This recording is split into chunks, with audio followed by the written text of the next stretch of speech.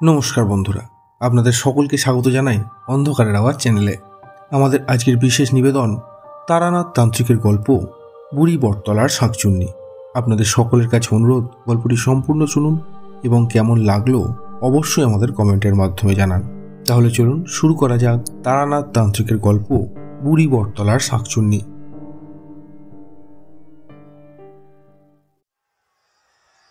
মা, এমনটা করিস না মা, দয়া করে এমনটা করিস না। তুই ছাড়া যে আমার আর কেউ নেই, তোকে ছাড়া আমার যে সবটা অন্ধকার হয়ে যাবে রে মা। কি নিয়ে বাঁচবো আমি? দড়িতে ফাঁস লাগাতে থাকে কল্পনা। না বাবা, আমার পক্ষে আর বেঁচে থাকা সম্ভব নয়। আমার স্বপ্ন একেবারে শেষ হয়ে গেছে বাবা।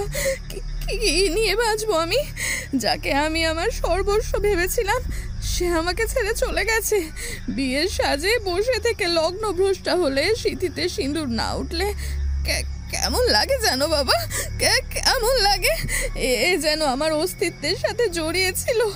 এর থেকে বাঁচার একটাই উপায়, সেটা হলো মৃত্যু। প্রতিদিন তিল তিল করে মরার চেয়ে একেবারে মরে যাওয়া ভালো বাবা, একেবারে মরে যাওয়া ভালো। গ্রামের লোকেরা হই হই করে ওঠে। বলাই চাঁদ বাবু বুক চাপড়াতে থাকেন। ফিরে আয় মা, ফিরে আয়, এমনটা করিস না। আমি আবার তোর বিয়ে দেব, সব কিছু ঠিক হয়ে যাবে রে মা, সব কিছু ঠিক হয়ে যাবে, দেখিস। সে ঠিক ফিরে আসবে তোর কাছে। আমি ওর বাবার সাথে কথা বলবো, আমি ওদেরকে বুঝিয়ে বলবো যে গরিবদেরও মন থাকে, তারাও মানুষকে প্রাণ ঢেলে ভালোবাসতে পারে, তাদের মধ্যেও সে ক্ষমতা আছে। ফিরে আয় মা, ফিরে আয়। আকাশে মেঘটা গর্জন করে উঠল, প্রবল ঝড় বৃষ্টি শুরু হলো। গ্রামের লোকেরা চোখের সামনে দেখলো সেই মৃত্যু। নৃশংসভাবে নিজের গলায় ফাঁস লাগিয়ে বুড়ি বটতলার সেই তেঁতুল গাছের সাথে ঝুলে পড়ল কল্পনা। যাওয়ার আগে শেষবারের মতন নিজের বাবার দিকে তাকিয়ে হাত জোর করে ক্ষমা চেয়ে বলল, আমি কোনোদিনও তোমার মাথা হেট হতে দিইনি বাবা, আজকেও দেব না। তুমি আমায় কথা দাও, আমায় কথা দাও, আমি চলে যাওয়ার পরেও তুমি ওদের পায়ে গিয়ে পড়বে না। কথা দাও আমাকে, কথা দাও আমাকে। বলাই চাঁদ বাবু কান্নায় ভেঙে পড়লেন। গ্রামের লোকেরা দৌড়ে কল্পনার পাটা ধরতে যাবে, তার আগেই সব শেষ। কল্পনা মারা গেল। বলাই চাঁদ বাবু এইসব সহ্য করতে পারলেন না, তিনি ওইখানেই পড়ে গেলেন। মেয়ের ঝুলন্ত মৃতদেহটার দিকে তাকিয়ে থাকতে থাকতে কখন যে প্রাণটা নিঃশব্দে বেরিয়ে গেল কেউই তা টের পেল না। গ্রামের লোকেরা বলাই চাঁদের দিকে দৌড়ে এলো। ওদের মধ্যে থেকেই একজন মহিলা বলে উঠল, বলাইচাঁদ বাবু, বলাইচাঁদ বাবু, কি হলো আপনার? কোনো কথা বলছেন না কেন? কি হয়েছে আপনার? কি সর্বনাশ হয়ে গেল রে বাবা, একই সাথে দুজনের মৃত্যু। না, এ কিছুতেই হতে পারে না। বলাইচাঁদ বাবু শুনছেন? কথা বলুন, কথা বলুন বলাইচাঁদ বাবু।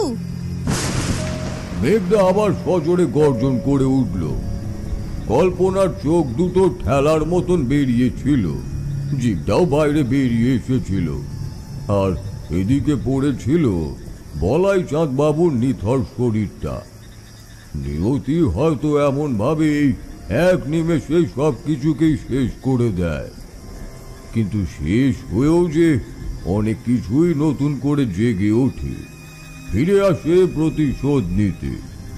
আর সেই প্রতিশোধের আগুন জ্বালিয়ে পুড়িয়ে ছাড়খাড় করে দেয় সব কিছুকে। গ্রামের লোকেদের মধ্যে থেকেই একজন বলে উঠলেন, আর দেরি করে লাভ নেই। এমনি এদের সংসারে আর কেউ ছিল না, ছিল এই বাপ আর মেয়ে। কিন্তু এরা যে আজকের দিনে এইভাবে শেষ হয়ে যাবে তা কেই বা ভাবতে পেরেছিল? পাশ থেকে ওই মহিলা বলে উঠলেন, মোড়ল মশাইয়ের ছেলেটাকে আমরা কতই না ভালো ভেবেছিলাম। সুবোধ যে এমন একটা কাজ করতে পারে এটা কল্পনাও করতে পারি না। একটা কথা কি জানেন, ও অর্থই অনর্থের মূল। সকলের চোখ অন্ধ করে দিতে বাধ্য।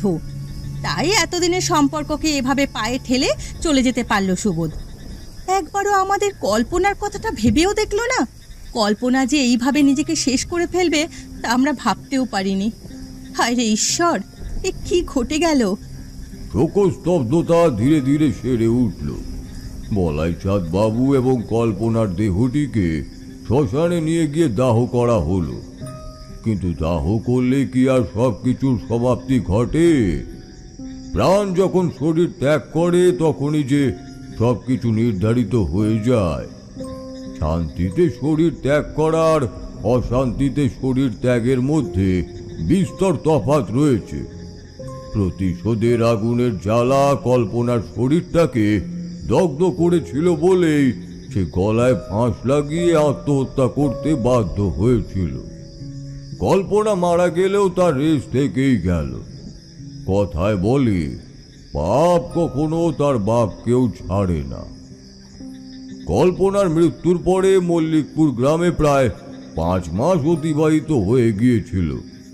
মোড়লের ছেলে নতুন বিয়ে করে বউকে ঘরেও নিয়ে এসেছিল। কিন্তু এরপর থেকেই ঘটতে শুরু করলো নানান দুর্ঘটনা। সুবোধের স্ত্রী একদিন গলায় ফাঁস লাগিয়ে ওই তেঁতুল গাছটার সাথেই ঝুলে পড়ল। চোখের সামনে দাঁড়িয়ে দাঁড়িয়ে মেয়েটির মৃত্যু দেখতে হয়েছিল সুবোধকে। পিছনে ফিরতেই ধরা দিল কল্পনার আত্মা। কল্পনার ওই বিভৎস চেহারা দেখে সুবোধ পিছিয়ে যেতে শুরু করলো। মুখে কেবল গোঙানির শব্দ। ছেড়ে দাও কল্পনা, আমাকে ছেড়ে দাও। বিশ্বাস করো, আমি তোমাকে ঠকাতে চাইনি। আমার বাবা সেদিন জোর করে আমাকে বিয়ের মণ্ডপ থেকে তুলে নিয়ে চলে এসেছিল। আমি অনেকবার আমার বাবাকে বারণ করেছিলাম, কিন্তু সে আমার কোনো কথাই শোনেনি। বিশ্বাস করো কল্পনা, আমি পাপী নই। আমি তোমাকে মন থেকে ভালোবাসতাম। কল্পনার আত্মার আগে হুঙ্কার দিয়ে উঠল, গর্জে উঠল মেয়ে। বিভৎস পৈশাচিক অট্ট হাসিতে ফেটে পড়তে লাগলো চারিদিক। কল্পনা এক পা করে এগিয়ে আসতে থাকলো সুবোধের দিকে। ভালো তো তুই আমাকে বাসিস সুবোধ, পরে আমাদের সম্পর্ককে রক্ষা করার দায়িত্বটাও তোকেই নিতে হতো। তোর সন্তান গর্ভে ধারণ করেছিলাম আমি। তোর প্রতি বিশ্বাস রেখে বিয়ের আগে তোর সাথে সহবাস করেছিলাম। একটা গরিব মেয়েকে তুই যথেষ্ট ভালোভাবে ব্যবহার করে নিজের চাহিদা মিটিয়েছিলিস, আর তারপর শহরের একটা বড়লোক বাপের মেয়েকে দেখে তার গলায় মালা দিয়েছিস। তুই যদি সত্যি আমাকে ভালোবাসতিস তাহলে তুই আর কোনোদিনও কাউকে বিয়ে করতে পারতিস না। তুই তো তোর বাবার কথা রাখার জন্য একটা নিরীহ মেয়ের জীবন নষ্ট করেছিস। তোর তো এতই ক্ষমতা, তাহলে তুই সেদিন তোর বাবার সামনে সব সত্যিটা বলতে পারিস কেন? কেন যেদিন রাতে তুই আমাকে ছেড়ে চলে গেলি সেদিন আমি আমার বাবা দুজনে এক জায়গায় মারা গিয়েছি। কোথায় ছিলিস? কোথায় ছিলিস তুই তখন? খবরটা তো তুইও পেয়েছিলিস, কিন্তু একটা বারের জন্য দেখতে আসিসনি। এরপরেও আমাকে বিশ্বাস করতে হবে যে তুই আমাকে ভালোবেসেছিলিস। মন থেকে কেউ যদি কাউকে ভালোবাসে কোনোদিনও সে তার মৃত্যুর কারণ হতে পারে না। যতই দুর্বলতা প্রতিকূলতা থাক না কেন, নিজের ভালোবাসার মানুষকে নিজের জীবনের থেকে আর কোনো কিছুর বেশি বলতে পারে না। এটা মনে রাখিস সুবোধ, তুই নিজে আমাকে শেষ করেছিস আর তোর বাবাকে আর দোষারোপ করছিস। আজকে আমিও তোকে এইভাবেই শেষ করব, এইভাবেই। আমি এই দিনটার জন্য অপেক্ষা করছিলাম, কিন্তু তোকে শেষ করেও আমার তৃষ্ণা মিটবে না। আমি নিজে বৈবাহিক সুখ পাইনি, তাই আমি এই গ্রামের কোনোদিন কাউকে বিবাহিত জীবনে সুখ ভোগ করতে দেব না। শেষ করতে থাকবো সকলকে, শেষ করে দেবো সকলকে। এরপরই নৃশংসভাবে শেষ হয়ে গেল সুবোধ। তার ওই মৃত্যু গ্রামবাসীর চোখের সামনে কল্পনার প্রেত হয়ে ফিরে আসার অস্তিত্বকে আরো স্পষ্ট করে তুলল। সুবোধ গ্রামের মোড়ল হরিচাঁদ বাবুর একমাত্র সন্তান ছিল। হরিচাঁদ বাবু পুত্র শোকে পাগল হয়ে গেলেন। কিন্তু কথায় আছে, ধর্মের কল বাতাসে নড়ে। সকলে ভাবলো কল্পনা তার প্রতিশোধ স্পৃহা মিটিয়েছে, সে আর কোনোদিনও ফিরে আসবে না, তার আত্মার মুক্তি ঘটেছে।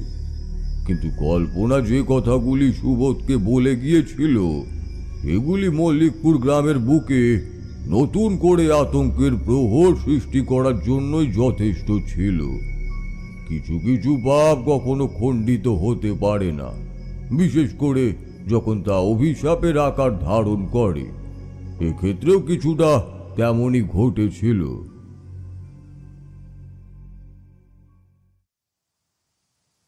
এরপর বেশ কিছুদিন অতিবাহিত হয়ে গেলেও পরিস্থিতি স্বাভাবিক হয়নি। গ্রামে যখনই কারো বিয়ে দেওয়া হতো কিংবা বিয়ের আয়োজন শুরু হতো, ঠিক সেই সময়ই একটা না একটা অঘটন ঘটেই যেত। হয় কারোর মৃত্যু, আর নয়তো কারোর নিরুদ্দেশ হয়ে যাবার ঘটনা ঘটতে থাকত। ফলে গ্রামে বিয়ে দেওয়া এক চরম সংকটের জায়গায় এসে উপনীত হলো। কেউ আর বিয়ের অনুষ্ঠান করতেই চাইতেন না। এমতাবস্থায় সামাজিকতার রক্ষা একেবারেই বন্ধ হয়ে গিয়েছিল। ওই গ্রামের ছেলেদের আর বিয়ে হতো না, মেয়েরাও বিয়ে করতে পারত না, কারণ কল্পনার আত্মা তাদের সকলের মনে এক চরম ত্রাসের জন্ম দিয়েছিল। এই অবস্থায় শুরু হলো হাহাকার। পাপের স্থলন করবার জন্য প্রয়োজন ছিল এক যোগ্য ব্যক্তির, আর তখনই ডাক পড়ল তারানাথ তান্ত্রিকের। এই ঘটনার পর অনেকগুলো বছর কেটে গিয়েছিল, কিন্তু তারানাথের মনে থেকে গিয়েছিল সবটাই। কলকাতার বাড়িতে কালী মায়ের পূজা করতে করতে হঠাৎ চোখের সামনে ভেসে উঠল কল্পনার সেই বিভৎস চেহারাখানা। তারানাথের হাত থেকে পড়ে গেল পুজোর ঘণ্টা আর থালা। তিনি চমকে উঠে তাকালেন মায়ের দিকে, আর ঠিক সেই সময়ই চারি তার ঘরে ঢুকে এসে জিজ্ঞাসা করল, কি হয়েছে বাবা?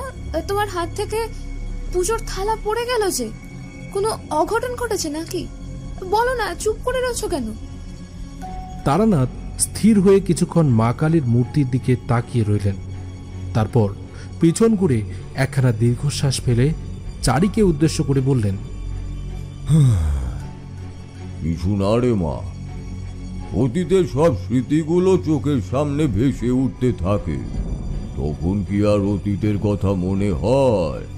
তখন মনে হয় সেই অতীতকে যেন পুনরায় চোখের সামনে দেখতে পাচ্ছি।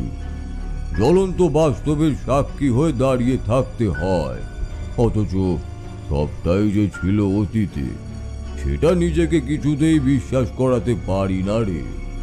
এমন সময় চারি তারানাথকে উদ্দেশ্য করে বলল, বুঝেছি, তোমার সাথে তো এমনটা প্রায়ই ঘটে বাবা।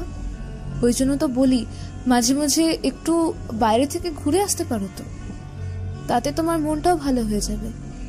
সবসময় কি আর এভাবে ঘরের মধ্যে বসে থেকে ওই জ্যোতিষবিদ্যার চর্চা করতে ভালো লাগে বলো তো?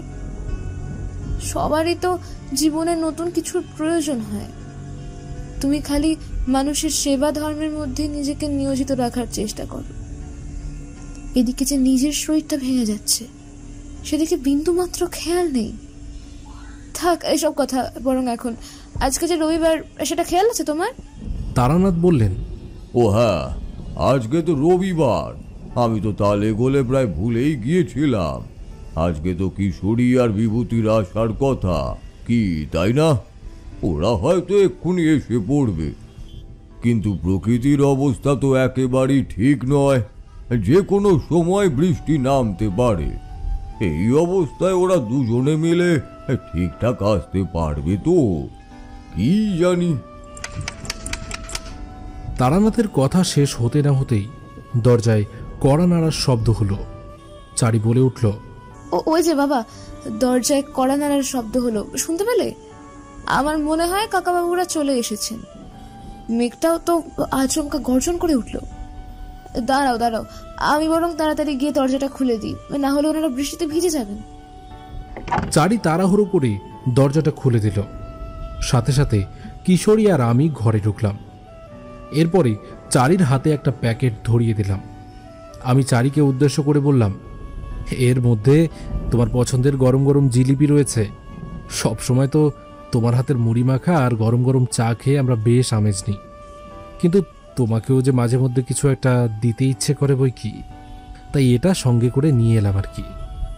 আমার হাত থেকে জিলিপির প্যাকেটটা সংগ্রহ করে চারি বেজায় আনন্দিত হলো। এরপরে আমাদেরকে উদ্দেশ্য করে বলল, কাকাবাবু, আপনারা ভেতরে যান। বাবা আপনাদের পথ চেয়ে সেই কখন থেকে বসে আছেন। আপনাদের সাথে কথা না বললে ওনার মন হালকা হবে না। আপনারা বরং ভেতরে গিয়ে বসুন, আমি রান্নাঘরের দিকে যাই। আপনাদের জন্য চা আর মুড়ি মাখা নিয়ে আসছি। এই কথাগুলো বলেই চারি রান্নাঘরের দিকে এগিয়ে গেল। কিশোরী আর আমি তারানাথের ঘরে প্রবেশ করলাম। প্রবেশ করা মাত্রই দেখলাম তারানাথ বিমর্ষ হয়ে জানালার দিকে তাকিয়ে বসে রয়েছেন। তবে এই দৃশ্য যে খুব একটা নতুন ছিল এমনটা নয়।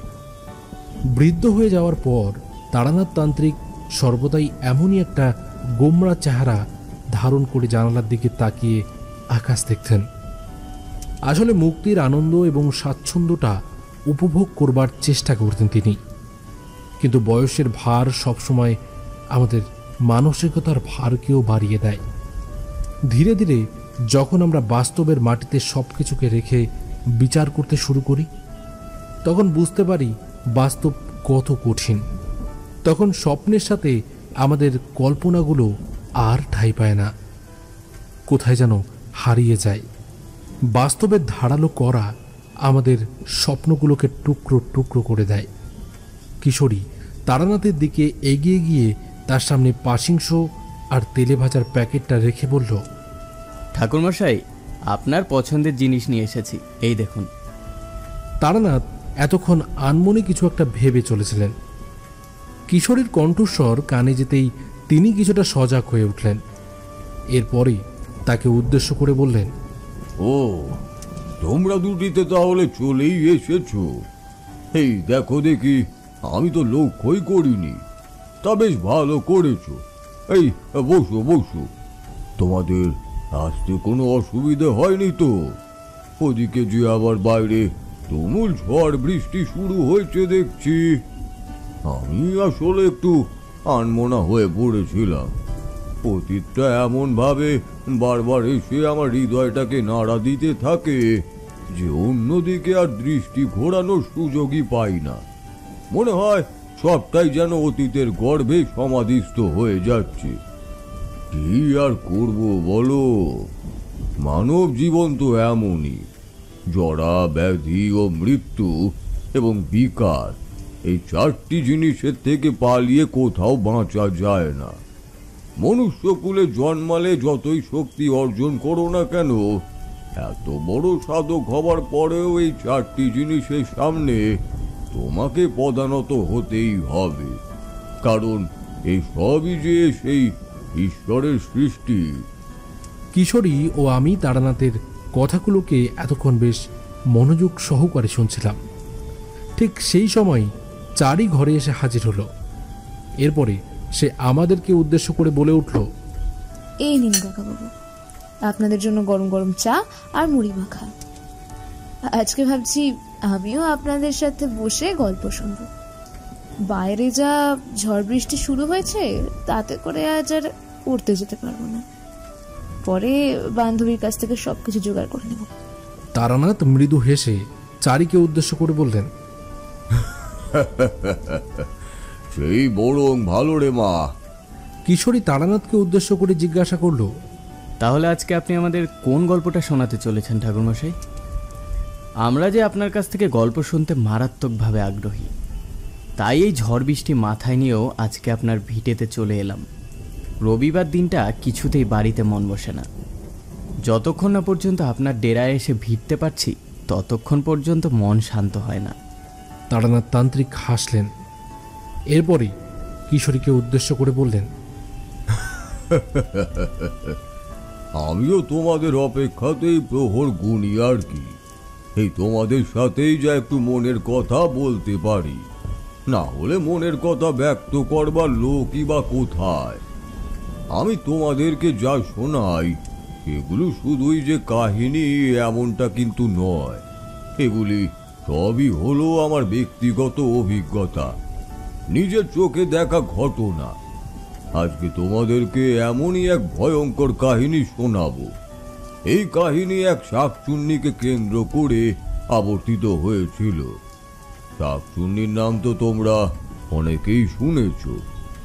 ছোটবেলায় ভূতের গল্পে মা ঠাকুমার মুখে এই নাম কে না শুনেছে, কিন্তু শাকচুন্নি আদবেও কতটা ভয়ঙ্কর হতে পারে এই বিষয়ে হয়তো তোমাদের কোনো ধারণা নেই। কিন্তু আমি এমন এক বিদেহী আত্মাকে নিজের চোখের সামনে দেখেছিলাম ও তাকে কাবু করেছিলাম। এ ছিল এক ভয়ঙ্কর ঘটনা। আমি যে নিজেই মৃত্যুর মুখে এগিয়ে যাচ্ছিলাম তা ভাবলে আজও গায়ে কাঁটা দিয়ে ওঠে। আমি তারানাথকে উদ্দেশ্য করে বললাম, আপনার মুখে এই কথাটা শুনেই তো গায়ে কাঁটা দিয়ে উঠছে ঠাকুরমশাই। তাহলে আজকে না হয় আপনি এই শাকচুন্নির কাহিনীখানেই আমাদেরকে শোনান। আমরা তো এমনিও আপনার কাছ থেকে কত অজানা বিষয় সম্পর্কে জানতে পারি। কাহিনী যে কোনোদিনও তার মধ্য দিয়ে এত সত্যতার ব্যাখ্যা দিয়ে যায় তা আপনার কাহিনী না শুনলে বিশ্বাস করতে পারতাম না। আপনার এগুলো কাহিনী নয়, একটা তথ্য ভাণ্ডার বলতে পারেন। কিশোরীও উপযাচক হয়ে তারানাথকে উদ্দেশ্য করে বলল, নিন ঠাকুরমশাই, তাহলে গল্প বলতে শুরু করুন, আর যে তর্স হইছে না। তারানাথ পাশিংশোয়ের প্যাকেট থেকে পাশিংশো বার করে তাতে আগুন ধরিয়ে ধোঁয়া ছাড়তে ছাড়তে বেশ কিছুক্ষণ চোখ বন্ধ করে অতীতের স্মৃতিগুলোর পাতা উল্টাতে থাকলেন। তারপর কাহিনীর গর্ভে প্রবেশ করলেন। সকলেই মন দিয়ে শুনতে লাগলো সেই কাহিনী। উনি বলে চললেন,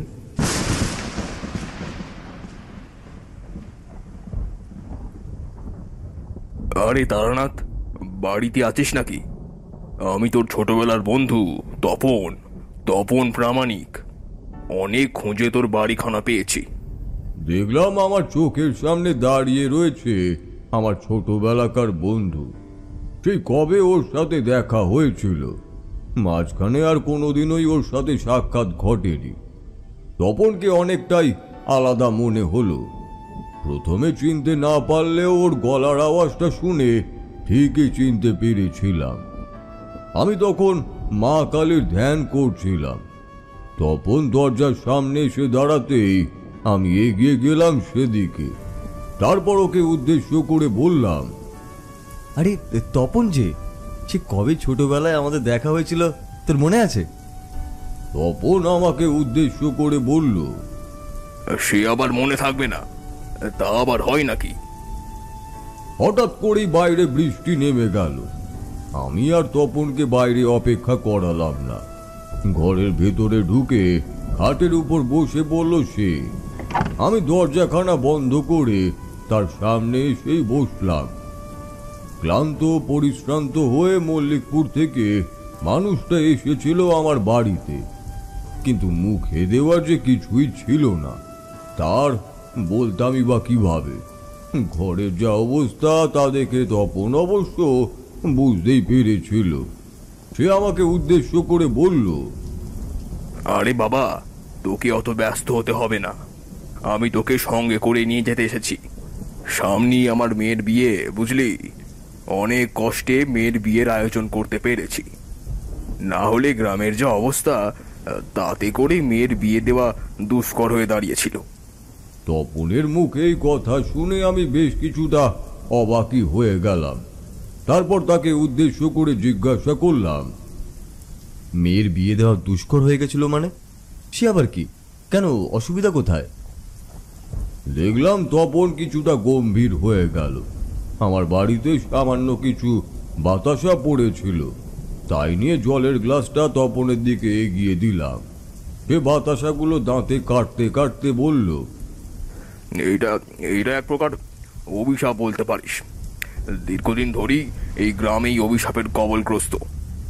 অভিশাপের কবল থেকে গ্রামকে রক্ষা করা বড্ড কঠিন। কোনো সাধারণ ব্যাপার হলে তো আমরা গ্রামবাসীরা মিলেই সমাধান করে ফেলতে পারতাম। কিন্তু বিষয়টা মানুষের দ্বারা ঠিক করাই সম্ভব নয়। যে এই বিষয়টার সাথে যে অশরীরী এবং অলৌকিক শক্তি জড়িত রয়েছে। তপনের মুখে এই কথা শুনে আমি চমকে উঠলাম। গ্রামে অশরীরীর বাস রয়েছে, কিন্তু তার সাথে তোর মেয়ের বিয়ের সম্পর্ক কি? তপন তখন আমাকে উদ্দেশ্য করে বলল, অনেক কাল আগের ঘটনা, বুঝলি? তখন আমি অনেকটাই ছোট ছিলাম। আবজা আবজা মনে পড়ে, কিন্তু সবটা না। পরবর্তীকালে বাকি ঘটনার কথা ঠাকুমার মুখ থেকে শুনেছিলাম। আমার বয়স তখন 3 থেকে 3.5 বছর হবে। সেই সময় আর কতটুকুই বা বোধ থাকে। তবে এইটুকু মনে আছে যে কোনো এক ঘটনাকে কেন্দ্র করে গ্রামের মধ্যে শোরগোল পড়ে গিয়েছিল।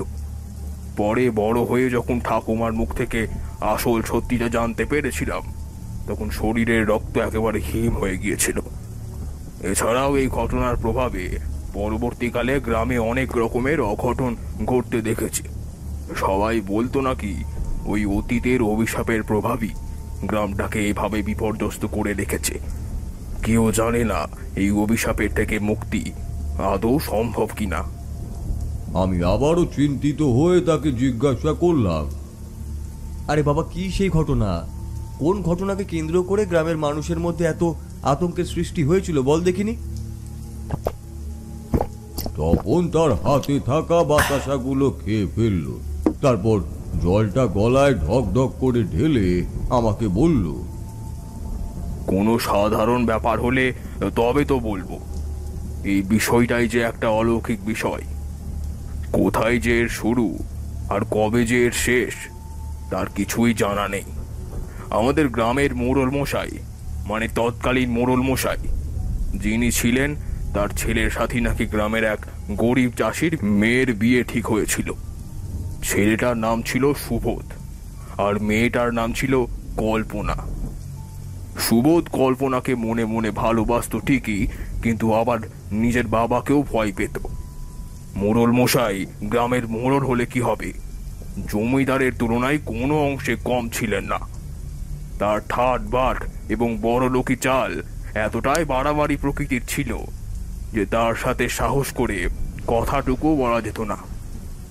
সমাজের নিচুতলার মানুষদের সাথে মোড়ল মশাই একেবারেই মিশতে পছন্দ করতেন না।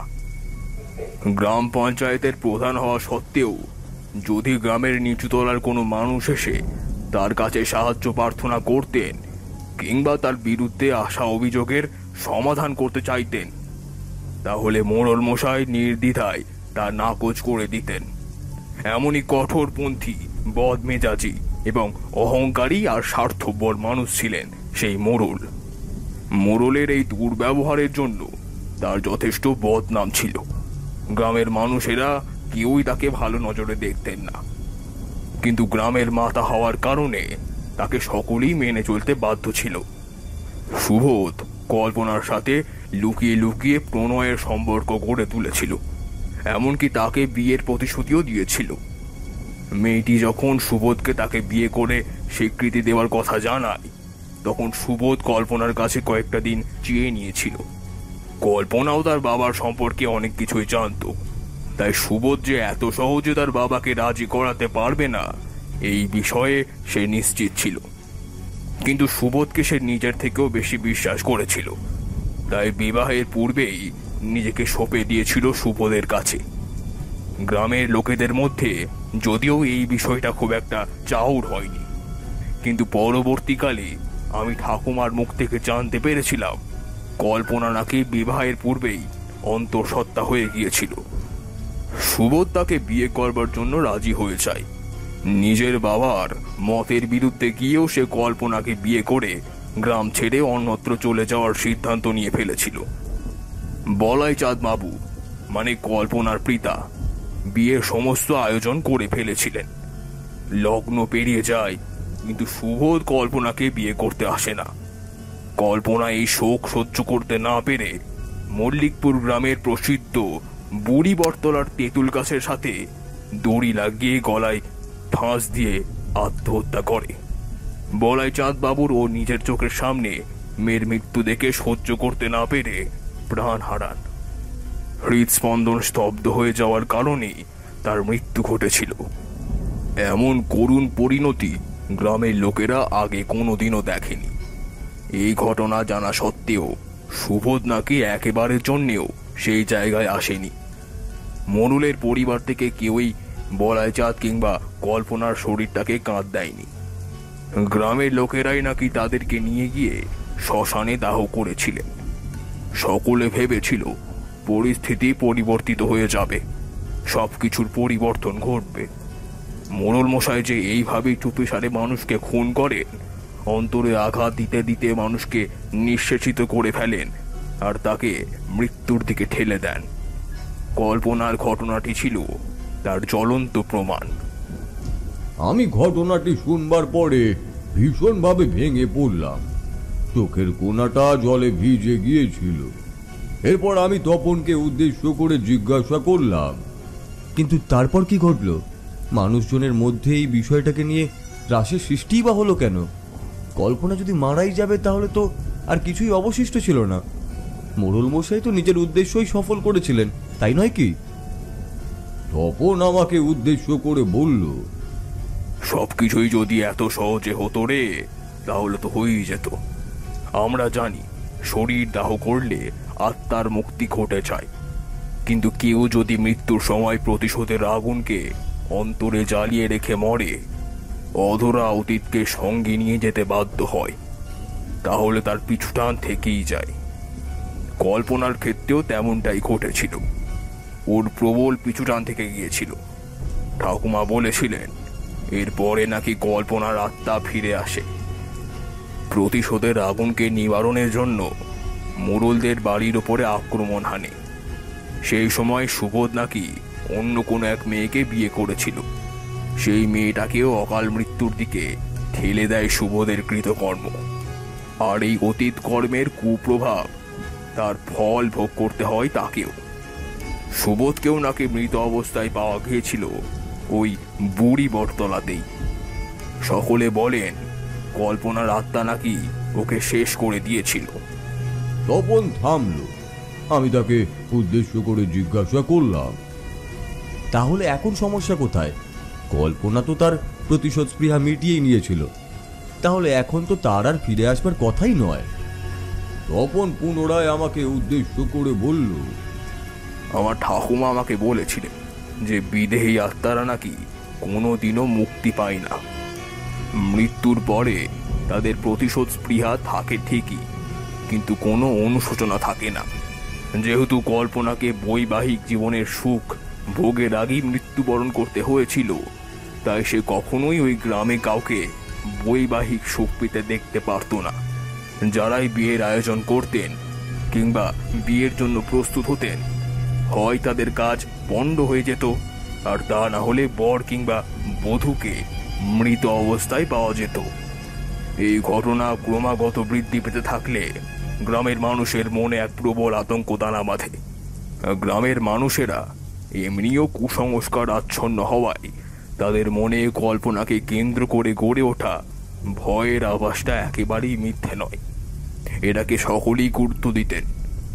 ধীরে ধীরে পরিস্থিতি সামান্য পরিবর্তিত হতে থাকে, ভালোর দিকে অবশ্যই এগোয়নি।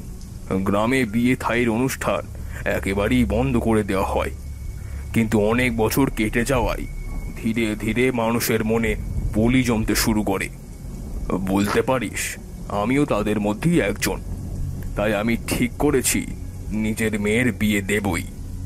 কলকাতার ছেলে, বুঝলি, বড় ব্যবসায়ীর ছেলে, দেখতে শুনতেও বেশ ভালো। ছেলেটির নাম নীলকান্ত। ছেলেটি পড়াশোনাতেও খুব ভালো। শুনলাম সে নাকি খুব তাড়াতাড়ি বিদেশে চলে যাবে।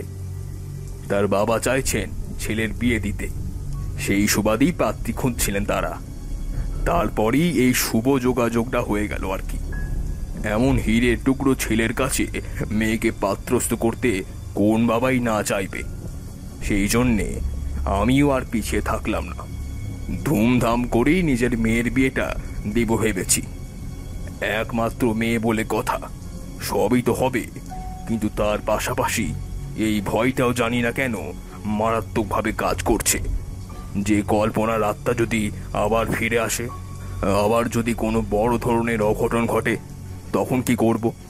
আমি কোনো মূল্যেই আমার মেয়েকে হারিয়ে ফেলতে চাই না রে। কিন্তু এই কুসংস্কার মাথন যদি ছিন্ন না হয়, তাহলে গ্রামের কেউই আর সাহস করে তার ছেলে বা মেয়ের বিয়ে দিতে চাইবে না। তাই আমি নিজের বুকে সাহস নিয়ে এই সিদ্ধান্ত নিয়েছি। তবে অলৌকিক বিষয়ের সাথে লড়াই করে যেমন পারা যায় না, তেমনই অদৃশ্য কিছুর উপস্থিতিও যে টের পাওয়া যায় না। তাই যদি কেউ অলক্ষ্যে বান ঝাড়ে, তাহলে আমরা সাধারণ মানুষেরা কি বা করতে পারি? এতগুলো কথা বলার পর তপন কেমন যেন থমকে গেল। আমি ওর মনের মধ্যে চলতে থাকা প্রশ্নগুলোকে নিজের মতন করে সাজিয়ে নেওয়ার চেষ্টা করতে লাগলাম। ও যে বিষয়গুলো আমার সামনে তুলে ধরেছিল, তার একটাকেও এড়িয়ে যাওয়া যায় না। অশরীরীর সাথে মোকাবিলা করবার ক্ষেত্রে সাধারণ মানুষেরা সবসময় পিছিয়েই থাকবে, এটাই স্বাভাবিক নয় কি? আমি যে একজন সাধক, এই বিষয়ে তপনের কোনো পূর্ব ধারণা ছিল না। অবশ্য ধারণা থাকবেই বা কি করে?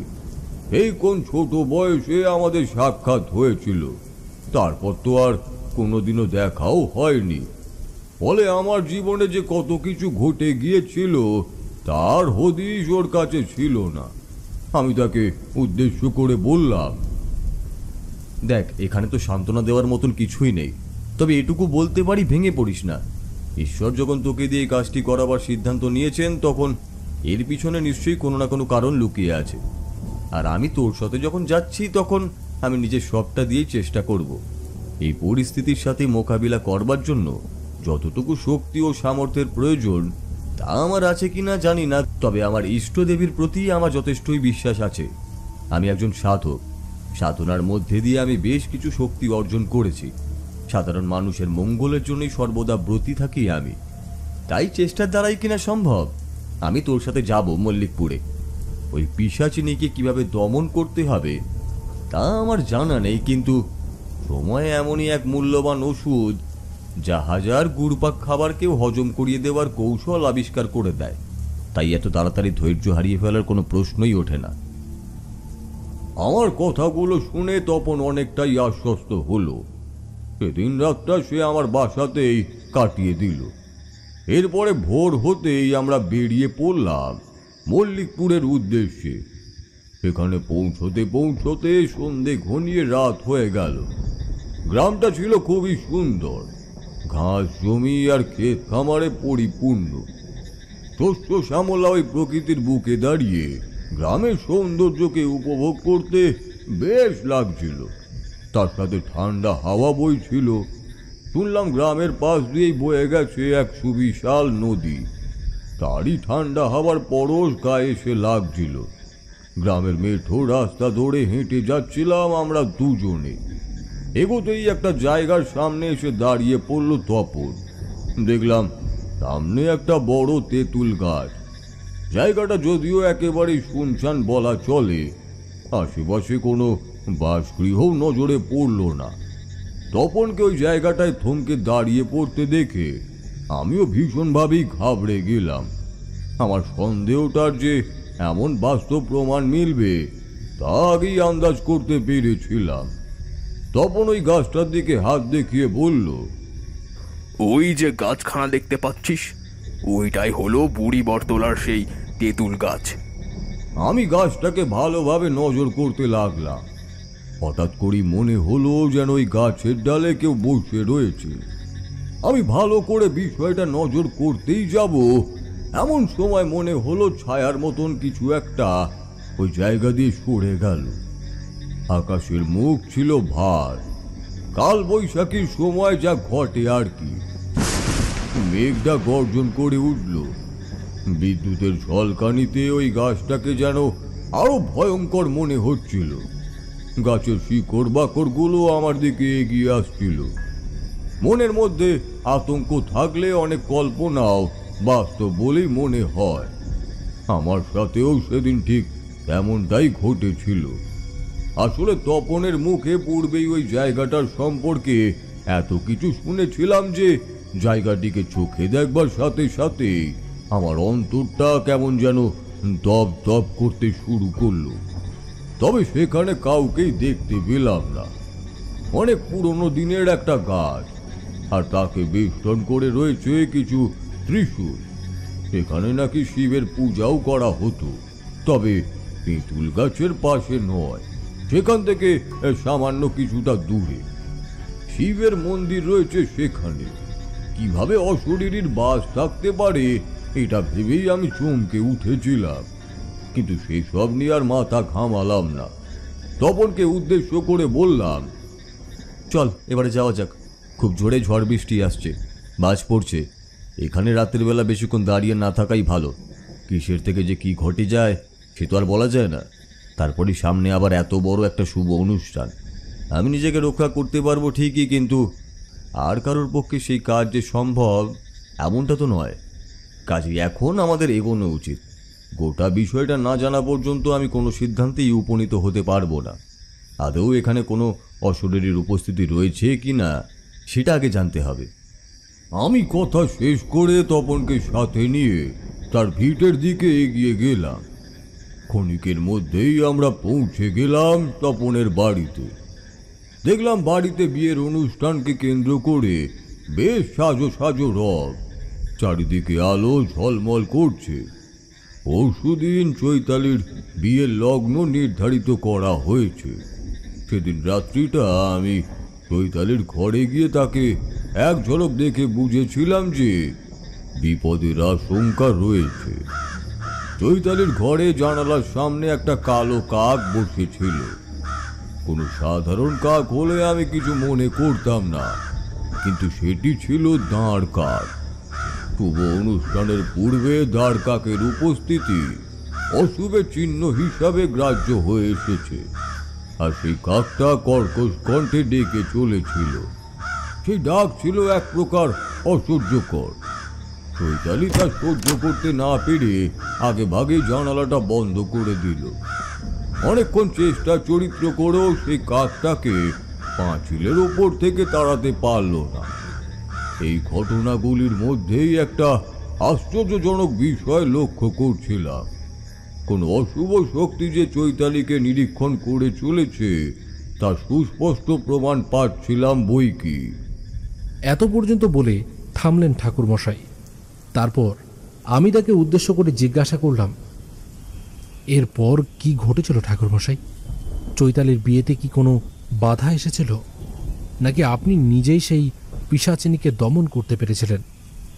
তারানাথ কিছুক্ষণ জানালার দিকে চুপ করে তাকিয়ে বৃষ্টি দেখতে লাগলেন। তারপর তেলে ভাজার প্যাকেট থেকে একখানা চপ বার করে মুখে পুরে চিবোতে চিবোতে বললেন, সবটাই যদি এত সহজে হতো তাহলে তো আর কোনো চিন্তাই ছিল না হে। কল্পনা রাস্তা যে আরো ভয়ঙ্কর ভাবে ধরা দিতে চলেছে তার আন্দাজ আমি পেয়েছিলাম। এতকাল ধরে যে গ্রামে কেউ তার বিরুদ্ধে যাওয়ার সাহস দেখায়নি, তপন সেই সাহস দেখানোর স্পর্ধা দেখিয়েছিল। ফলে একটা দুর্দান্ত অনর্থ যে ঘটতে চলেছে এর আভাস আমি পূর্বেই পেয়েছিলাম, কিন্তু সেই ভয়াবহতা যে এত ভয়ঙ্কর রূপে ধরা দেবে এটা অবশ্য আন্দাজ করে উঠতে পারিনি। কিশোরী তারানাথকে উদ্দেশ্য করে জিজ্ঞাসা করল, তাহলে কি চৈতালির উপর সেই আত্মাই ভর করেছিল? কল্পনা কি ওই বিবাহ পণ্ড করে দিতে চেয়েছিল? তুমি ঠিকই ধরেছ কিশোরী, ব্যাপারটা কিছুটা তেমনই ঘটেছিল। তবে চৈতালির মধ্যেকার পরিবর্তন মানুষের নজরে না পড়লেও আমার নজরে ঠিকই পড়েছিল। সে যে ধীরে ধীরে মানুষ থেকে পিশাচে পরিণত হচ্ছে এবং সেটাই কল্পনার কারণে, তা আমি অনেক পরেই আন্দাজ করতে পেরেছিলাম। আমি তারানাথকে উদ্দেশ্য করে জিজ্ঞাসা করলাম, কি ঘটেছিল এরপর ঠাকুরমশাই? বিবাহের দিন এগিয়ে আসার সময় কি কোনো দুর্ঘটনা ঘটেছিল? ঠাকুরমশাই মৃদু হাসলেন আর তারপর আমাদেরকে উদ্দেশ্য করে বললেন, আরে বাবা, এত অধৈর্য হলে চলে নাকি? হ্যাঁ, বলছি সবটাই বলছি। এই বলে তিনি পাসিং শোয়ের প্যাকেট থেকে আরও একখানা পাসিং শো বার করে তাতে আগুন ধরালেন। তারপর পুনরায় গল্পে প্রবেশ করলেন। সকলে ডুবে গেলাম ওই কাহিনীর শেষ অধ্যায়ের মধ্যে।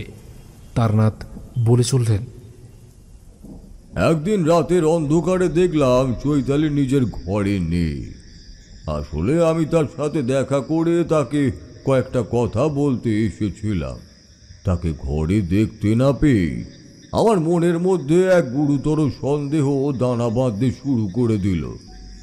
দেখলাম চৈতালির পায়ের ছাপ, জলের ছাপ লক্ষ্য করে এগিয়ে চললাম। দেখলাম মাটির রাস্তা পর্যন্ত এসে ওই পায়ের ছাপগুলো কোথায় যেন মিলিয়ে গিয়েছে, আর সেগুলোকে দেখতে পেলাম না। তবে আমি হাল ছাড়লাম না, এর একটি রসদ খুঁজে বার করলাম।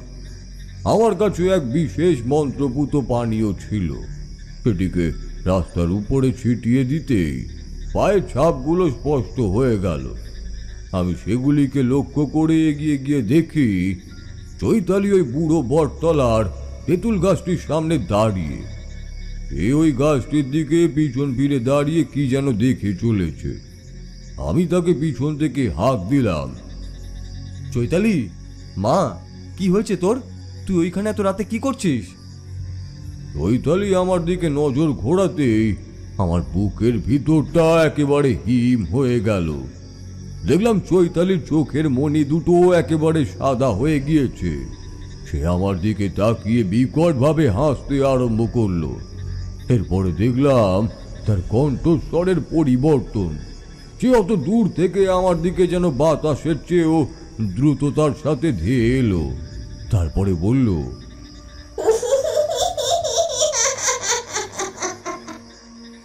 জ্বালাস না, আমাকে একদম জ্বালাতন করিস না। এই শরীরটার মধ্যে আমাকে একটু থাকতে দে।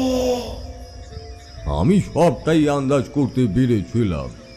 বুঝতেই পেরেছিলাম কি ভয়ঙ্কর কাণ্ড ঘটে গিয়েছে। ওই শাকচুন্নি ভর করেছে চৈতালির উপরে।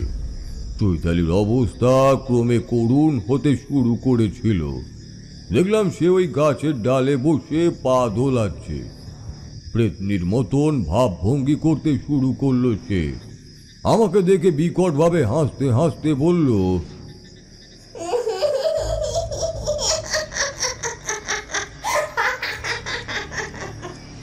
কি ভেবেছিস তুই ওকে রক্ষা করবি? ওকে তো আমি আমার সাথে করেই নিয়ে যাব। যেভাবে এই গ্রামের সব কটা মেয়েকে শেষ করেছি, ওকেও করব। আমি কারোর বিয়ে হতে দেব না, কিছুতেই না। আমি বললাম, কেন দিবি না? কি ক্ষতি করেছে এরা তোর? শাকচুন্নি হুঙ্কার ছেড়ে বলল, ক্ষতি?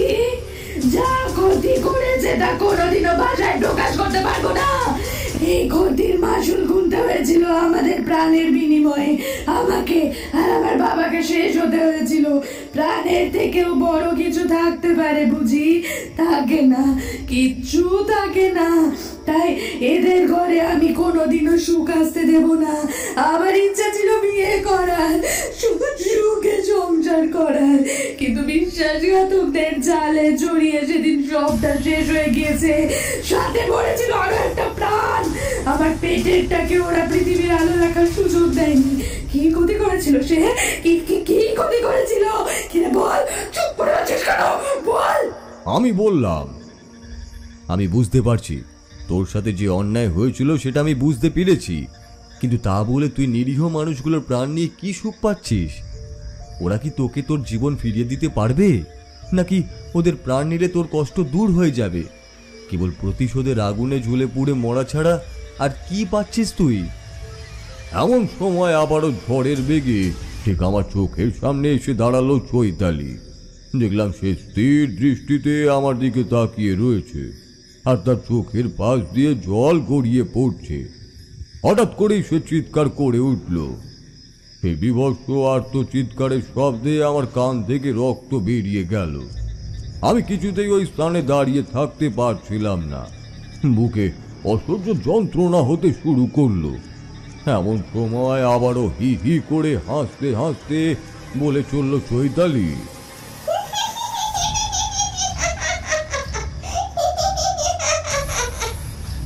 অত কিছু তোকে বুঝতে হবে না, তুই নিজেই যদি সব বুঝে যাবি তাহলে আমি কি করতে রয়েছি বল? আমাকেও তো নিজেরটা বুঝে নিতে হবে নাকি? এই পৃথিবী নিজের ভালোটা খুব সুন্দর করে বুঝে নিতে পারে, তাহলে প্রেতেরা নয় কেন? তাদের কি দোষ? তারাও পারবে, তারাও নিজেদের ইচ্ছে পূরণ করতে জানে। প্রাণের বিনিময়ে প্রাণ, আর কোনো কথা নাই।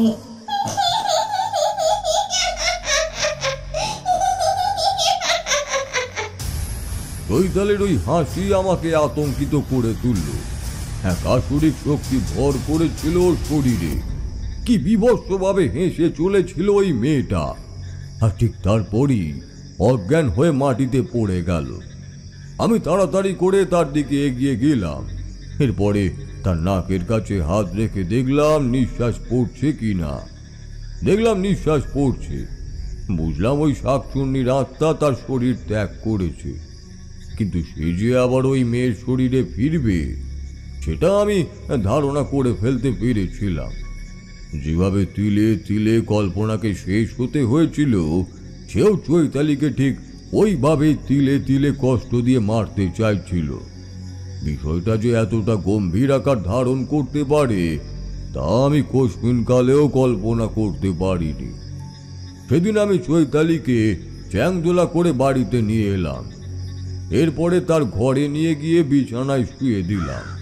দেখলাম মাথার কাছে জানালাটা খোলা, আর ওই কাকটা একইভাবে তার মাথার কাছে বসে তার দিকেই তাকিয়ে রয়েছে। এটাই ছিল ওই শাকচুন্নি। সে যে কোনো রূপ ধারণ করতে পারত। সে ওই কাকের রূপে বসে বসে যে নিজের শিকারকে পাহারা দিত, সেই বিষয়টা সম্পর্কে নিশ্চিত হয়ে যাওয়ার সাথে সাথেই আমি জানালাটা বন্ধ করে দিলাম, আর তার সামনে এক বাটি নুন রেখে দিলাম। সেখান থেকে সামান্য কিছুটা নুন নিয়ে ঘরের চার কোণাতেও ছড়িয়ে দিলাম। নুনের দ্বারাও শুভ প্রভাব দূরে সরে যায়। নুনের মধ্যে সেই শক্তি রয়েছেই। সবটাই ছিল আমার চোখের সামনে, কিন্তু এর থেকে চৈতালিকে রক্ষার উপায়টা কিছুতেই খুঁজে বার করতে পারছিলাম না। ধীরে ধীরে বিয়ের দিন এগিয়ে এলো। সেদিন কনেকে সাজিয়ে দেওয়ার পরে সকলে ঘর থেকে বেরিয়ে গেল। আমি দেখলাম চৈতালি বেশ সাবলীল ভাবেই বসে রয়েছে। এরপরেও আমি ওর ঘর থেকে বেরিয়ে তপনের সাথে দেখা করতে গেলাম। তপনকে সেদিন রাতে ঘটে যাওয়া ঘটনার ব্যাপারে পুরোটাই জানালাম। এই সবটা শুনে মাথা ঘুরে পড়ে যেতে যাবে এমন সময় আমি তাকে সামলে নিলাম। এরপর তাকে খাটের উপরে বসিয়ে জলের গ্লাসটা তার মুখের সামনে ধরলাম। তপন জলটা খেয়ে সামান্য সুস্থ অনুভব করতেই আমি তাকে আশ্বস্ত করে বললাম, এখন এভাবে ভেঙে পড়লে চলবে না তপন। বিপদ কিন্তু এখনো টলানো যায়নি। আমাদেরকে চৈতালির সিঁদুর দান পর্যন্ত খুব সজাগ থাকতেই হবে। ওই শাকচুন্নি সিঁদুর দানের পূর্ব মুহূর্ত পর্যন্ত তার পিছু ছাড়বে না। যে করেই হোক তাকে শেষ করে ফেলার চেষ্টা সে করেই যাবে। তপন আমাকে জিজ্ঞাসা করল, তাহলে এখন উপায় কিভাবে চৈতালিকে রক্ষা করা সম্ভব? আমি বাকি কথা তাকে বলতে যাব এমন সময় বাড়িতে শোরগোল পড়ে গেল। শুনলাম শঙ্খের ধ্বনি, উলুর ধ্বনি। সকলে বর এসে গেছে, বর এসে গেছে বলে চিৎকার করতে শুরু করলো। আমি তপনকে সাবধানে থাকতে বললাম। এরপরে সোজা চৈতালির ঘরের দিকে এগোতে শুরু করলাম। ঘরের সামনে এসে দেখলাম সে নেই। দেখেই আমার মাথায় বাজ ভেঙে পড়ল। আমি জানতাম নিশ্চিত কোনো একটা অঘটন ঘটতে চলেছে। আমি তাড়াতাড়ি করে বাড়ির বাইরে বেরিয়ে এলাম। দেখি চৈতালি বিয়ের পোশাক পরে নদীর দিকে দৌড়ে যাচ্ছে। নদীতে ডুবেই যে সে নিজেকে শেষ করে ফেলতে চাইছে, এই আশঙ্কায় আমিও তাকে অনুসরণ করতে শুরু করলাম। আমিও দৌড়ে চললাম তার দিকে। যখন আমি নদীর কাছে এসে পৌঁছেছি তখন চৈতালি নদীতে ঝাঁপ দিল, সাথে সাথে আমিও ঝাঁপ দিলাম। আমি সাথে সাথে তার হাতটা চেপে ধরলাম, কিন্তু ওই মুহূর্তে কেউ যেন আমার পা ধরে নদীর নিচে নামিয়ে দম বন্ধ করে আমায় মেরে ফেলার চেষ্টা করতে শুরু করলো। আমার দম বন্ধ হয়ে আসতে শুরু করলো, তবু আমি নিঃশ্বাস বন্ধ করে চৈতালির হাতটা ধরে রইলাম। মা কালীর নাম স্মরণ করতে শুরু করলাম। সাথে সাথে জলের মধ্যে প্লাবন শুরু করলো। জলের ঝাপটা এসে লাগতে থাকলো আমার গায়ে। জলের প্রভাবকে রোধ করে চৈতালিকে সাহায্য করা আমার একার পক্ষে আরো কঠিন থেকে কঠিনতর হয়ে উঠল। তবু আমি সাহস হারালাম না। শেষমেশ চৈতালিকে বাঁচিয়ে আমি তাকে পাড়ে নিয়ে এলাম। দেখলাম সে আবারও জ্ঞান হারিয়েছে, অনেকটা জল খেয়ে ফেলেছিল সে। তাকে সোজা করে বসিয়ে পিঠের উপর দোলতে শুরু করলাম আমি। সাথে সাথেই তার মুখ দিয়ে জলের সাথে সাথে বেরিয়ে আসতে থাকলো একটা লম্বা চুল। ধীরে ধীরে সেই লম্বা চুলটি বেরিয়ে আসবার পরে আবারও বেরোতে থাকলো চুলের শাড়ি। সেসব তোমরা নিজের চোখে না দেখলে বিশ্বাস করতেই পারতে না। আমি চৈতালিকে বাঁচানোর চেষ্টা করেই চলেছিলাম, আর ঠিক সেই সময় দেখলাম সে আমার দিকে তাকিয়েছে। তার চোখের মণি দুটিও আবারও সেই আগের মতোই সাদা হয়ে গিয়েছিল। সে আমাকে উদ্দেশ্য করে বলল, কি ভেবেছিস আমার কবল থেকে ওকে রক্ষা করবি? ওকে বাঁচাবি তুই? কোনোদিনও পারবি না। যার উপর একবার আমার চোখ পড়ে তার প্রাণ হরণ না করা পর্যন্ত আমি দম ফেলি না। কি করবি তুই? ওকে যে আমি আমার সাথেই নিয়ে যাব।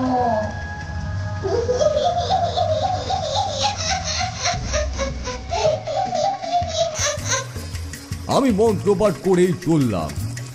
ওম ক্লিম ক্লিম ক্লিম হুম হুম ভ্রিম চামুণ্ডায় বিচ্ছে। ওম হিম ক্লিম হুম বিম বিচ্ছে। দেখলাম চৈতালি ধীরে ধীরে স্বাভাবিক হচ্ছে। তার চোখের মনির বর্ণ পরিবর্তিত হয়ে গেল। সে নুয়ে পড়লো মাটিতে। এরপরে আমি তাকে ধরে ধরে বিয়ের মণ্ডপে নিয়ে এলাম। তারপরে একটি মেয়েকে ডেকে সকলের অলক্ষ্যে চৈতালিকে নতুন কাপড় পরিয়ে সাজিয়ে গুজিয়ে মণ্ডপে নিয়ে আসতে বললাম। চৈতালি মণ্ডপে এলো। তাকে দেখে মনে হলো সে অনেকটাই স্বাভাবিক হয়ে গিয়েছে, কিন্তু থামলো তারানাথ।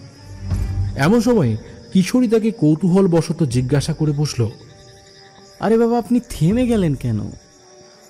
এরপর কি ঘটলো বললেন না তো? এই রকম জায়গায় কেউ থেমে যায় নাকি ঠাকুরমশাই? তারানাথের দৃষ্টি দেখলাম স্থির। তিনি বেশ বিস্মিত। এরপরে তিনি বললেন, তারপরে যা ঘটলো সে বিষয় জানলে তোমাদেরও চক্ষু চড়ক গাছ হয়ে যাবে। হে, বরপক্ষের লোকেরা তখন সকলেই চলে এসেছে। এর মধ্যেই যে চৈতালির উপর দিয়ে একটা ঝড় বয়ে গেছে সেই বিষয়ে আমি আমার বন্ধু মানে তপনকে কিছুই বলতে পারিনি। এই কথাটা বললেই যে বিয়েটা পণ্ড হয়ে যেতে পারে সেটা ভেবেই আমি মুখ খুলিনি। কিন্তু সত্যকে কি কোনোদিনও চেপে রাখা যায়? সত্য যে অবিচল, সে তো ফুঁড়ে বেরিয়েই আসবে। সেক্ষেত্রেও ঠিক তেমনটাই ঘটেছিল। দেখলাম তপনের স্ত্রী ওই স্থানে ঘোরাঘুরি করছেন। তিনিও বিয়ের কাজে ব্যস্ত। বর এসে বসলো চৈতালির ঠিক পাশে। পুরোহিত মশাই মন্ত্রপাঠ করতে শুরু করলেন, আর ঠিক সেই সময় সজোরে হাওয়া বইতে শুরু করলো। হু হু করে হাওয়া বইতে থাকলো। সেই হাওয়ার জোরে বিয়ের যজ্ঞের আগুন নিভে গেল। পুরোহিত মশাই মন্ত্রপাঠ করতে না পেরে অস্থির হয়ে উঠে পড়লেন। বিয়ের মণ্ডপে একেবারে হুলুস তুলুস বেঁধে গেল। এমন সময় সকলে নজর পড়ল চৈতালির উপরে। দেখলাম তার চুলগুলো একেবারে উস্কো খুস্কো, চোখের মণিগুলো সাদা, আর হাত ও পায়ের থেকে বেরিয়ে আসছে লম্বা লম্বা নখ। নিজের মেয়ের এমন ভয়ঙ্কর রূপ দেখে আঁতকে উঠল তপন। তপনের স্ত্রী নিজের জ্ঞান হারালেন। তপন আমার দিকে দৌড়ে এলো, এরপরে বলল, ওকে বাঁচা, তারা ওকে বাঁচা, না হলে যে এক নিমেষে সবকিছু শেষ হয়ে যাবে রে। আমার মেয়েটাকে যে নিয়ে যাবে ওই শাকচুন্নি। বিভৎসভাবে হাঁটতে শুরু করলো চৈতালি। তারপরে বলল, কি ভেবেছিস তোরা আমি ওকে বিয়ে করতে দেব, সুখে সংসার করতে দেব, এই বরের সাথে ফুলসজ্জা করতে দেব? আমার জীবনটা সরসজ্জায় পরিণত করেছিল সকলে। আমি কাউকে শান্তিতে বাঁচতে দেব না, কিছুতেই না, কাউকে না।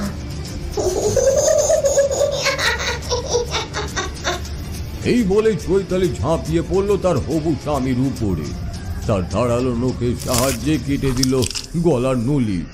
ফিনকি দিয়ে রক্ত ঝরতে শুরু করলো। গলাটাকে হাত দিয়ে চেপে ধরলো ছেলেটি, কিন্তু নিমিষেই সবকিছু শেষ। এরপর একটা ধারালো ছুরি নিয়ে চৈতালি তার নিজের পেট বরাবর সেটিকে ঢুকিয়ে ফেলতে যাবে, এমন সময় আমি দৌড়ে গিয়ে তাকে একটা ধাক্কা মারলাম। সাথে সাথেই তার হাত থেকে পড়ে গেল সেই ধারালো ছুরিটা। চৈতালির ক্রোধাগ্নি যে এবারে আমার উপরে এসে পড়তে চলেছে, সে বিষয়টা আমি আন্দাজ করতে পেরেই প্রস্তুত হয়ে নিলাম। দেখলাম চৈতালির রূপ ধীরে ধীরে পরিবর্তিত হয়ে যাচ্ছে।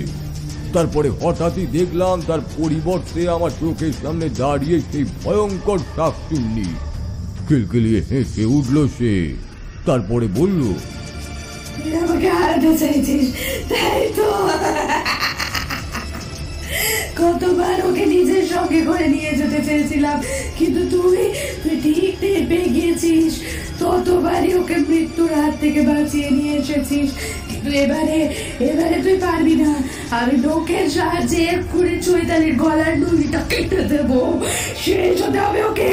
এই গ্রামে কোনোদিনও বিয়ে হয়নি, আর কোনোদিনও হবেও না। আমি জানতাম ওই শাকচুন্নি এরকমই কিছু একটা করবে, তাই আমি আগে ভাগেই আমার হাতে থাকা ওই মন্ত্রপুত জলটা তার দিকে ছিটিয়ে দিলাম। এরপরে মন্ত্রপাঠ করতে লাগলাম। ওম হিম ক্লিম ভদ্রকালী নমঃ নিত্য দেবী মহ। ওম হিম ক্লিম ভদ্রকালী হিম ভট স্বাহা। হে কালী कराली কৃপালী ভবতারিণী, রক্ষা করো মা, রক্ষা করো মা, রক্ষা করো। এমন সময় দেখলাম আকাশ ভেদ করে এক শুভ্র জ্যোতি এসে পড়ল ওই স্থানে। তার আঘাতে মাটিতে পড়ে গেল সেই শাকচুন্নি। গোঙাতে শুরু করলো আর বলতে থাকলো, পারছি না, কষ্ট হচ্ছে, বড় কষ্ট হচ্ছে আমার, পারছি না আমি বললাম, শয়তানের শক্তি কোনোদিনও ঈশ্বরের শক্তির চেয়ে বেশি হতে পারেনি, আর পারবেও না। তুই কোনোদিনও তোর অশুভ উদ্দেশ্যকে সফল করতে পারবি না। আমি তোকে কোনোদিনও সফল হতেই দেব না। এর বিহিত আমি করবই, অবশ্যই করব। আমি মন্ত্র পড়েই চললাম। ওম হিম ক্লিম ভদ্রকালী নমঃ নিত্যং দেহি মে। ভদ্রকালী হোম ক্লিম ভট ভট স্বাহা। হে কালী कराली কৃপালী ভবতারিণী, রক্ষা করো মা, রক্ষা করো। ওম হিম ক্লিম ভদ্রকালী নমঃ নিত্যং দেহি মে। ভদ্রকালী হোম ক্লিম ভট ভট স্বাহা। হে কালী कराली কৃপালী ভবতারিণী, রক্ষা করো মা, রক্ষা করো। দেখলাম ধীরে ধীরে ওই শাকচুন্নি মিলিয়ে গেল সেই জ্যোতির মধ্যে। যাওয়ার সময় তার আর্ত চিৎকারের শব্দ সকলের হৃদয়ে সে বিঁধল। আমাকে কেউ শেষ করতে পারবে না, ফিরবো আমি, আবার ফিরবো আমি। এরপরে আবারও সব শান্ত হয়ে গেল, কিন্তু যা শেষ হওয়ার তা তো হয়েই গেল। চৈতালি প্রাণে বেঁচে গেলেও সে লগ্ন ভ্রষ্টাই হয়ে গেল। তার স্বামীকে আমি সেদিন বাঁচাতে পারিনি। এরপরে চৈতালির কি হয়েছিল তা আমার জানা নেই, তবে ওই গ্রামকে আমি শাকচুন্নির কবল থেকে চিরকালের জন্য মুক্ত করতে পেরেছিলাম। আসবার আগে ওই তেঁতুল গাছটাকে কেটে দেওয়ার নির্দেশও দিয়েছিলাম। গ্রামবাসীরা সকলেই ওই গাছটিকে কেটে ফেলেছিল। আসলে ওটাই যে ছিল সেই শাকচুন্নির আঁতুর ঘর। এরপরে আমি নিজের গ্রামে ফিরে এসেছিলাম।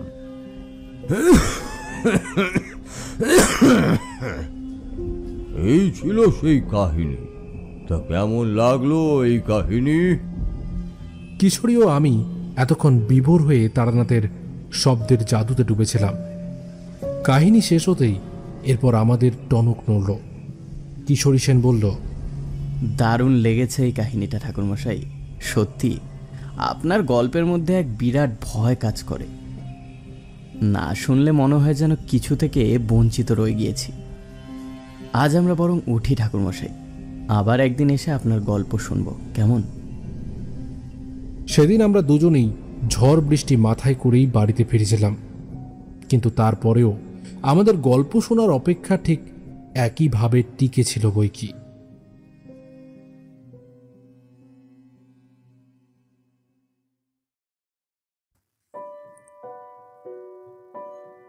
শুনছিলেন তারানাথ তান্ত্রিকের গল্প বুড়ি বটতলার শাঁকচুন্নি। গল্পটি আপনাদের কেমন লাগলো অবশ্যই আমাদের কমেন্টের মাধ্যমে জানান। যদি ভালো লেগে থাকে তাহলে একটি লাইক করবেন এবং এরকম আরও গল্প শুনতে সাবস্ক্রাইব করতে পারেন অন্ধকারের আওয়াজ। দেখা হবে পরবর্তী একটি ভিডিওতে। ততক্ষণের জন্য সবাই ভালো থাকুন, সুস্থ থাকুন। সকলকে অসংখ্য ধন্যবাদ।